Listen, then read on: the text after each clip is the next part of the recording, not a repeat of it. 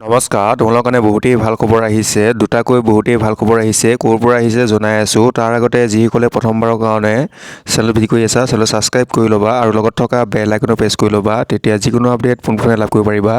তেন্তে ব'লা ভিডিঅ' আৰম্ভ কৰোঁ। নিশ্চয় দেখাই পাইছা, তোমালোকৰ এইটোৱে হৈছে SSC অফিচিয়েল ৱেবছাইট। ইয়াত উল্লেখ কৰিছে তোমালোকৰ লেটেষ্ট নিউজ। তোমালোকৰ SSC ফালৰ পৰা আহিছে। বহুতেই দুটা ভাল খবৰ আহিছে জনাই আছোঁ। প্ৰথমে উল্লেখ কৰিছে তোমালোকৰ February 9, 2023 New Combined Graduate Level Examination Tier 1 2022 Declaration of Result of Tier 1 for Shortlisting Candidate to appear in Tier 2 Examination যিসকলে Combined Graduate Level Examination Tier 1 or 2022 এক্সামটো দিছিলা, তোমালোকৰ ডিক্লেৰেশ্যন কৰি দিছে ৰিজাল্টটো।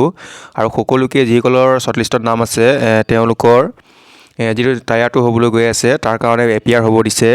নেক্সট তোমালোকক উল্লেখ কৰিছে February 9, 2023 tentative vacancy of constable GD in CAPFS SSF riflemen GD in Assam rifle and sepoy in NCB examination 2022 এষ্ট অন 30/01/2023 তোমালোকৰ যিখিনি টেণ্টেটিভ ভেকেঞ্চি আছে সেই ভেকেঞ্চিসমূহ পাব্লিছ কৰি দিছে, শ্বৰ্টলিষ্টিং কৰি দিছে।